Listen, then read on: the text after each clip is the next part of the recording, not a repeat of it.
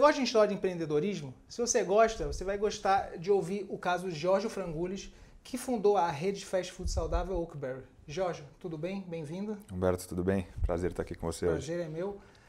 Cara, como é que foi a história? Você criou uma rede que hoje já está com 118 lojas? Você fundou no final de 2016, já tem quase 120 lojas. A gente hoje tem 138 unidades já, o negócio está evoluindo rápido. Eu acho que a levada que a gente vem desde o final de 2016, apesar do período de crise que a gente passou no país e está passando até hoje, né, tentando mitigar os problemas que estavam aparecendo, era um cenário também favorável para quem buscava colocar no mercado alguma coisa diferente do que as pessoas estavam acostumadas a ver. Então, acho que muito do sucesso vem de ter justamente investido no mercado no meio da crise. Então, vamos voltar um pouquinho para contar a história da criação da Oakberry. Como é que foi essa ideia? Eu sou um cara que vem de um ramo completamente diferente. Eu sou minha família vem originalmente do ramo de alimentação, lá na década de 70, mas cresci no meio do ramo imobiliário.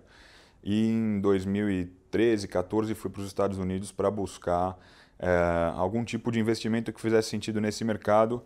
E em 2014, essa crise que a gente está até hoje, foi quando ela começou a aparecer aqui no Brasil. Então o dólar deu aquela primeira paulada na reeleição da Dilma para a casa dos R$4. Os meus planos foram frustrados por conta disso nos Estados Unidos. Eu acabei sendo compelido a vender e desfazer o que eu estava me preparando para fazer lá. E voltei para o Brasil um pouco desacreditado no mercado brasileiro naquele momento, pensando em alguma forma de conseguir criar um business de valor, mas que demandasse menos investimento. E, bom, segundo momento eu volto dos Estados Unidos para o Brasil, vou até a Califórnia para dar uma espairecida mesmo, um negócio meio, uma viagem sabática, mas focada em trabalho. E foi na Califórnia que eu percebi que a demanda por alimentação saudável era tão grande quanto a demanda por alimentação rápida e que tinham, mesmo no mercado americano, que é um mercado saturadíssimo no mercado de alimentação, eles tinham poucos players juntando essas duas coisas, a alimentação saudável com a alimentação rápida. Você foi para lá pensando em abrir um negócio, né? Eu fui para lá pensando em abrir um negócio, mas eu não fazia a mínima ideia de qual negócio, do que eu ia fazer, se ia ser no ramo imobiliário, se ia ser no ramo de alimentação. Eu sabia que eu tinha que abrir um negócio que fosse escalável o suficiente e bom o suficiente na última linha para crescer através de investimento que não fosse meu. Por um motivo simples, eu não tinha grana, então as pessoas iam ter que acreditar no negócio. E você lembra qual foi o momento em que você teve a ideia de trabalhar no ramo de alimentação? Eu considerava um espaço em Santa Mônica, na grande Los Angeles ali, como o espaço ideal para entender o movimento de mercado americano, porque era uma região, uma quadra, que estava a 1 quadra da praia, a 1 quadra de uma promenade, que é o ponto turístico mais visitado lá de Santa Mônica, e ao mesmo tempo ela tinha prédio do Bank of America, prédio do US Bank, 4 academias diferentes, um estacionamento de 10 andares, que paravam sei lá quantos mil carros. E então o fluxo era constante, de segunda a segunda, e o fluxo tinha todo tipo de potencial cliente. E ali eu parava para olhar o que as pessoas estavam fazendo. Podia ser que eu fosse abrir uma academia, podia ser que a ideia fosse para outro lado. Mas a ideia veio para alimentação porque eu chegava muito cedo nesse lugar e ficava até depois do horário comercial, 8, 9 da noite. Então eu tinha que comer todos os dias. E eu tinha dificuldade para comer de uma forma saudável, barata. Não tinha grana para ficar gastando em almoços caros na época ali. E percebi que os dois lugares que faziam mais sucesso na hora do almoço eram um lugar que vendia salada, naquele esquema de você vai escolhendo as folhas e o que você quer, pega no final, paga e vai embora, grab and go mesmo. E um outro lugar que vendia bowls, tigelas de superfoods. Ou seja, bowl de açaí, bowl de quinoa, bowl de avocado, esse tipo de coisa. E esse lugar ele não era rápido, mas ele carregava esse conceito de superfood, então ele tinha fila também, apesar de ser caro e de não ter muito padrão. Então ali eu comecei a perceber que se eu juntasse esses dois modelos, eu podia ter um business diferente e que fazia sentido, pelo menos naquela quadra. A questão era entender se aquela quadra era realmente a formadora de opinião do resto do mundo ou não. e daí que partiu. E você inicialmente queria abrir as suas redes só nos Estados Unidos, certo? Eu imaginei o negócio para lá e comecei a desenhar todo o modelo de operação, toda a cadeia de suprimento. Isso depois que eu defini que seria o açaí e que seria nesse modelo, que eu uni essas duas operações ali e consegui colocar elas de uma forma convergente. Desenhei esse projeto pensando que ele seria um sucesso nos Estados Unidos. Travei num momento em que eu não tinha o network necessário para conseguir os pontos que eu achava bons o suficientes para serem o ponto inicial, o ponto flagship de uma marca de sucesso na Califórnia, que é o berço de todas as redes que têm mais sucesso nos Estados Unidos. Então a gente, naquele momento, desenhou um modelo americano, mas percebeu que se fosse depender de conseguir um ponto nos Estados Unidos com um aluguel viável, uma localização boa o suficiente, a gente ia patinar por muito tempo, e aí que a gente decidiu espelhar o negócio para o Brasil. A ideia era começar nos Estados Unidos e em seguida vir para o Brasil. A gente mudou esse fluxo e falou, vamos começar pelo Brasil, porque se a gente não fizer, alguém vai fazer alguma coisa parecida. Quais foram todos os empecilhos que você encontrou nos Estados Unidos? Porque muita gente acha que os Estados Unidos é a terra do empreendimento, que uma boa ideia lá vai prosperar. Você enfrentou algumas dificuldades. Quais foram? Eu acho que sim, uma boa ideia nos Estados Unidos vai prosperar, assim como em qualquer outro lugar, só que eles, por ser um mercado muito capaz, um mercado de gente grande, é complicado chegar sem... Você tem que ter algum valor muito grande na tua mão. Ou você tem que ter um network muito forte, ou você tem que ter um histórico de crédito muito forte, porque como o crédito é barato, você pode não ter o melhor business do mundo, mas se você tiver dinheiro mais barato que seus concorrentes, a tendência é que você consiga performar melhor no longo prazo. Eu não tinha nenhum nem outro. Então, eu acho que talvez o mercado americano seja o ideal para um momento em que a tua empresa já é consolidada de alguma forma, pelo menos consolidada na sua parte operacional, pelo menos carregue um histórico que elimine esses riscos que o americano coloca num negócio novo, principalmente num negócio que vem de fora do país deles. E eu não tinha nada para mostrar, eu tinha uma ideia na cabeça para vender um negócio que talvez 5, 10% da população americana naquele tempo conhecia, que é açaí, e eu estava tentando disputar com os pontos que eu queria, eram os pontos disputados pelas maiores redes do mundo. Né? Era eu ou o Starbucks, eu ou o McDonald's e por aí vai. E aí como é que foi para trazer a ideia para o Brasil? Essa acho que foi a vantagem que a gente tirou de não ter conseguido abrir nos Estados Unidos, foi ter modulado o negócio para o mercado americano, que é um mercado, como eu falei, de gente grande, então as margens são muito apertadas no varejo, você tem que ter uma cadeia de suprimento muito ajustada, porque qualquer falha de supply condena o sucesso da marca para sempre, e a gente definiu isso tudo para um mercado tão potente assim. Na hora que a gente espelhou isso para o Brasil e trouxe isso para cá, a gente acabou tendo uma vantagem primeiro, porque o meu produto ia sair do Brasil para ser exportado para os Estados Unidos. A partir do momento que a gente estava no Brasil, o produto ficou mais barato, a minha margem aumentou um pouco.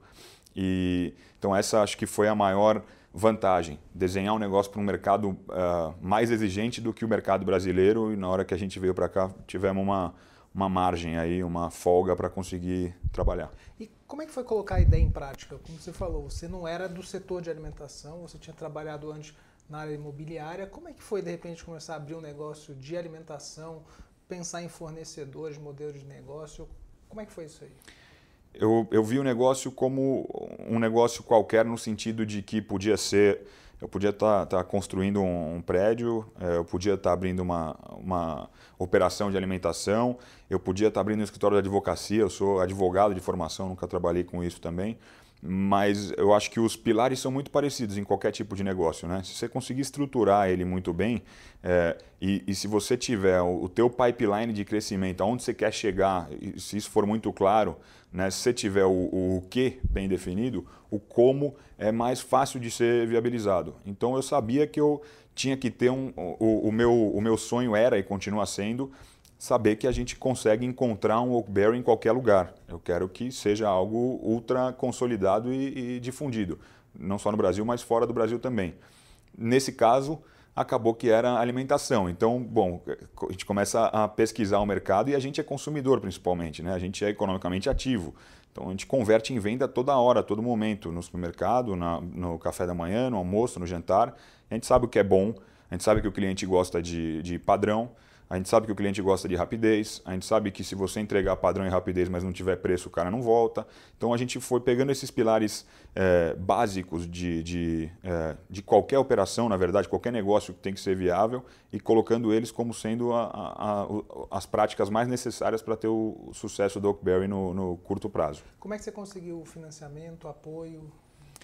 Eu na verdade, estava completamente sem grana, assim, quebrado. Isso era julho de 2016, eu ia casar logo depois e a gente estava prestes a abrir a primeira unidade, faltava a grana ali do nosso primeiro quiosque que foi aberto. Eu tinha gasto minha grana em dólar nos últimos ano e meio aí, alugando apartamento na Califórnia e estudando o mercado. Então foi no limite, financiamento próprio, né? A gente gastou aí para começar a empresa no total R$300 mil, eu com os meus sócios. Então foi algo que no limite a gente conseguiu colocar para rodar. E desde então a gente nunca contou com nenhuma espécie de crédito. A empresa rodou muito bem no azul desde a inauguração. Como é que foi o crescimento da rede, né? De uma para 138 lojas, né? Acho que quando a gente conversou anteriormente, acho que eram 118 lojas. Pode ser. Acho que deu uma crescida de lá para cá, né? É. Como é que foi esse crescimento? Eu modulei o negócio desde o princípio sabendo que a gente seria uma franqueadora por essência. Justamente por não ter grana e crédito, a gente tinha que crescer de alguma forma. Eu não conseguiria financiar com capital próprio. Se a gente dependesse da lucratividade de uma unidade para abrir uma outra, eu levaria 2 anos para abrir cada uma. Isso seria um problema porque o mercado acabaria me engolindo. Então a gente acabou modulando o business do Oakberry desde o princípio para crescer através do mercado de franquia. E quando a gente coloca algo no mercado que o público entende que realmente estava faltando e percebe que na última linha ali do DRE operacional daquele quiosque ou daquela loja, ele é viável e o custo de implantação cabe no bolso do cara, principalmente num momento em que tinha muita gente sendo demitida, recebendo rescisão, muita gente que tinha aquela aposentadoria guardada, preocupada com o mercado, o cara querendo abrir alguma coisa porque não sabe até quando ele vai estar empregado.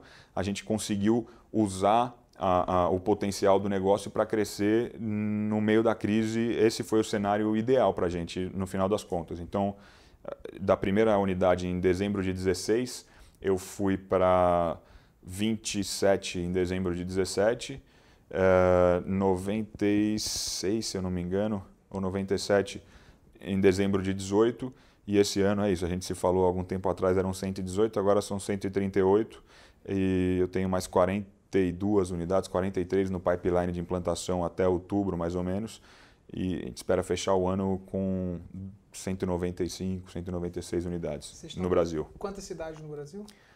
Cidades, agora você me pegou. Devo estar em umas 12 cidades no Brasil. Se a gente for considerar o ABC, cada cidade individualmente, mais.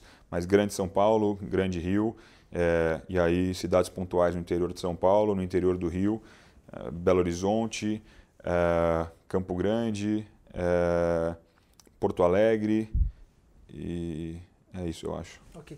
E você está saindo do Brasil agora? A gente saiu do Brasil em julho do ano passado, fez um ano agora que a gente inaugurou a primeira unidade no exterior, que foi nos Estados Unidos. A gente inaugurou uma outra em setembro do ano passado, nos Estados Unidos também. Em janeiro a gente inaugurou a primeira unidade na Austrália, agora há 1 mês e meio atrás a primeira em Dubai. E agora tenho mais aí uma unidade em Miami inaugurando em breve, Nova York, Los Angeles até o final do ano e Dubai, um crescimento que deve ser rápido também. A gente está com um grupo grande da região investindo lá e abrindo as unidades. A Austrália a gente tem mais 2 já em obra e 7 para o segundo semestre, então a ideia é encerrar o ano com 10 unidades na Austrália. E tem outras coisas rolando aí também. Acho que 2020 vai ser um ano que, com a empresa hoje um pouco mais estruturada, porque porque a gente foi crescendo e acertando as coisas ao mesmo tempo, né? Então hoje, com a empresa mais estruturada, eu consigo tirar um pouco mais de tempo para olhar para o mercado internacional. E a estratégia de vocês lá fora? Vocês aproveitam o nome, que é em inglês, Oakberry, para se vender como uma marca local, ou vocês gostam de botar um rótulo brasileiro? Né? A gente gosta de não botar rótulo nenhum. Então, a Oakberry, a gente criou esse nome e o logo sem ter vínculo com o Brasil, justamente para não estereotipar o açaí. Até hoje o açaí, e o pessoal fala, pô, mas é brasileiro, você tem que vender como brasileiro. Para ser prático, não tem bandeira dos Estados Unidos no McDonald's e é americano, né? Então, qualquer coisa que você tematize ou que você estereotipe, é difícil do cara fazer todo dia, né? Difícil alguém ir comendo o Rainforest Café todo dia com um gorila gritando do lado dele, porque é um negócio temático, não é um negócio de dia a dia. E a Oakberry só funciona se for um negócio de dia a dia. A Oakberry funciona para ser o player de alimentação saudável da vida daquela pessoa. Ela tem que converter em venda 2, 3 vezes por semana. Então, o posicionamento foi justamente buscar um nome que fosse facilmente falado na grande maioria das línguas, que não trouxesse vínculo cultural forte com nenhuma cultura, mas que conseguisse circular bem com essas culturas, entendeu? Legal. Você me disse numa conversa anterior nossa que você não teria aberto a primeira loja se tivesse feito uma avaliação de risco. Por quê? Explica isso, por favor. Eu acho que fazer avaliação de risco antes de começar, num cenário como era o cenário brasileiro, sem ter não é que eu tinha um colchão, se der errado esse mês a gente banca, se der errado o mês seguinte também, a gente estava no limite. Você diz de Operação Brasil ou fora do Brasil? Eu acho que foi fora. Você pensar no negócio. Nas duas. Eu acho que se for para olhar de fora, não faz sentido, né? Se colocar no papel e perguntar para alguém que é professor de economia, o cara vai falar que você é louco, porque o risco é grande, realmente é. Mas eu acho que justamente pelo risco ser grande, o potencial de crescimento também, né, acompanha. Geralmente é dessa forma. Falando de fora, o que a gente sofreu foi ter começado num ponto em que a gente começou por relacionamento. Então a gente entrou num ponto em que a gente foi convidado por uma grande rede de shopping nos Estados Unidos, mas que é um ponto que não tem esse público que eu te disse agora, que é o público recorrente. É um público 100% intermitente que frequenta o lugar aleatoriamente uma vez por ano, em Orlando, que é uma cidade ultra turística, né? Se fosse em Downtown Orlando, que tem grandes empresas e prédios e tal, faria mais sentido. E é um shopping nos Estados Unidos que carrega o nome dessa empreendedora de shopping center, que é uma das maiores empresas do país.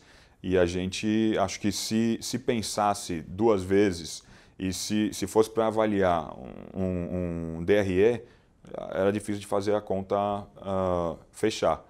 Agora, pensando no relacionamento, pensando nas dificuldades que eu tive nos Estados Unidos lá atrás, em 2015, e sabendo que o network é uma das coisas mais importantes, que se eu estiver nesse shopping, fica mais fácil da gente conseguir aprovar nossa operação no mix de um shopping que pode fazer sentido para a marca como um todo, aí passa a fazer sentido. Seu objetivo é levar a rede para qual tamanho?